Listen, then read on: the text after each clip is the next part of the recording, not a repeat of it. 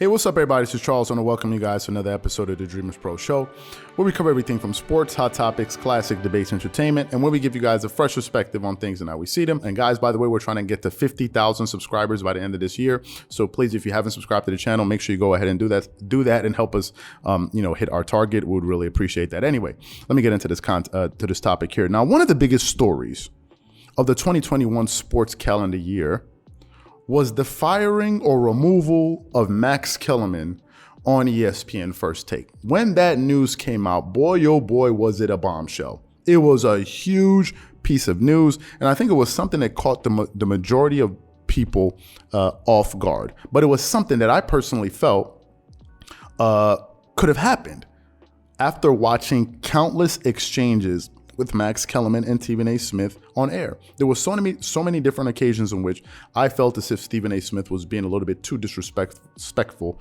to his co-host on TV. There were too many instances of that, and I said to myself, something seems off here. This thing seems to have gone awry. Some people said in the comments, and because we did videos on this, some people said, no, they're just acting. This is for television. I said, listen, if these guys were this good in acting, they'll be on a Hollywood set somewhere earning $20 million a picture. These guys are not acting whatsoever. And when the news came out, I was like, okay, it looks as if where there was smoke, turned out there was fire. And that's exactly what happened. So after Max Kellerman was let go and given his own show and move, they were, reshuffled him at the organization, the ratings came out. And it looks as if the immediate backlash of Max Kellerman being fired led to a dip in ratings for ESPN First Take.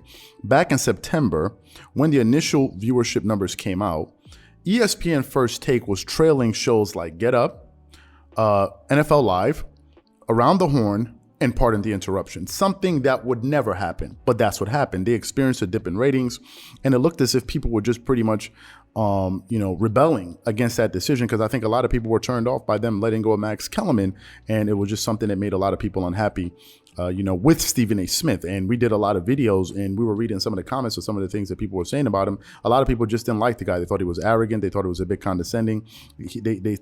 Some people even thought he was a bit mean-spirited, given, he didn't seem to express any remorse of how Max Kellerman was let go of. And he was like, yeah, I'm not going to hide my feelings about it. That's something that I wanted to happen. And, it's happened, and I'm not going to apologize one bit for wanting to make money, blah, blah, blah. Right. So that was his stance. He didn't seem to be remorseful in any way. And I remember him saying that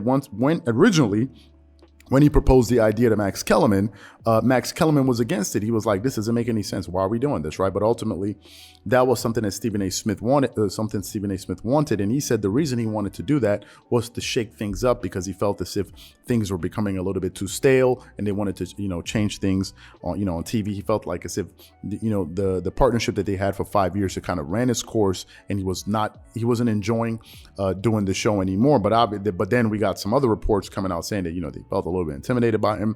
He felt like as if Max Kellerman always wanted to show off how smart he was, given the fact that he was Ivy League educated, because he did his undergrad or graduate school at Columbia University. And he's not the only one. Marcellus Wiley at FS1, he also is Columbia educated. So there were all of these things happening there. But recently, I stumbled upon a bit of news which basically spoke about some of the new ratings that have come out since the shakeup at ESPN First Take. So what we want to do here is kind of get into this article, talk a little bit about the ratings, and then give you guys some of our closing thoughts on this particular matter here. So before we go too far, let's get into this article right here. ESPN's signature morning shows Get Up with Mike Greenberg and First Take with Stephen A. Smith and Molly Kern roles continue to lead the network to morning success, with significant year-over-year growth in November, including Get Up's most watched month on record according to Nielsen.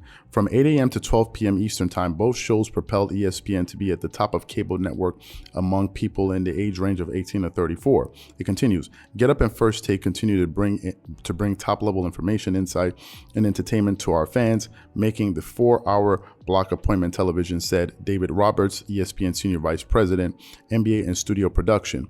Beyond the 8 a.m. to 12 p.m. viewership success, segments from both shows have also performed extremely well, with fans across social media and digital channels expanding their reach in meaningful ways. In November, Get Up celebrated the most watched month on record, averaging 430,000 viewers, an increase of 27% from November 2020, after coming off of a 23% year-over-year increase in October.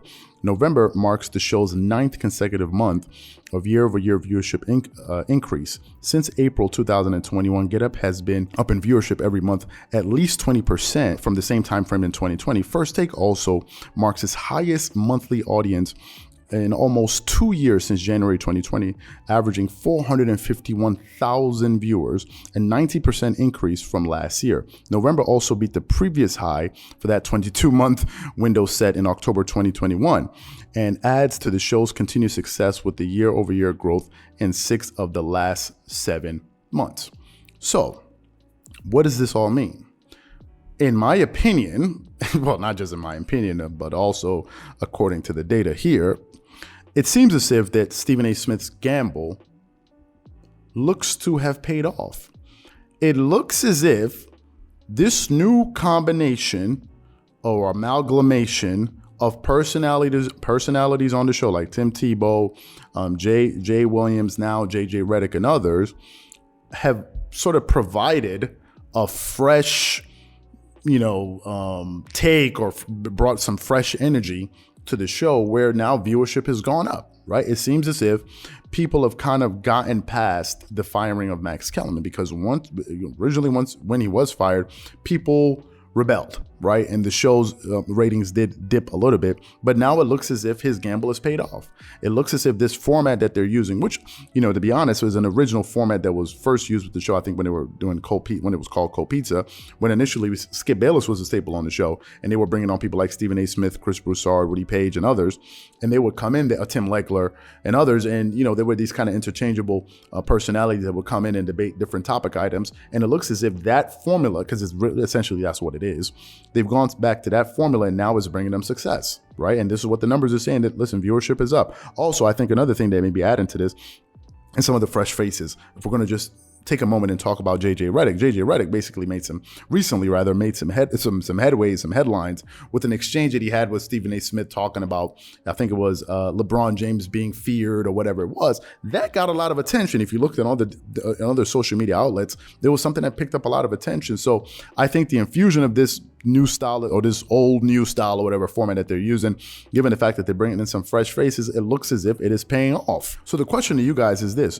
do you think the removal of Max Kellerman was for the best? Well, was for the best. So they ultimately made the right decision. Do you think they made the right decision by letting Max Kellerman move, moving into another show? And ultimately, do you think that this formula that they currently have in place will continue to bring them success going into the future, right? This is really the question, because now this is just 1 year, but let's see, is this something that they can continue moving forward? Or do you miss that old format where it was just two adversaries going at each other on TV every day, like Skip Bayless and Shannon Sharp?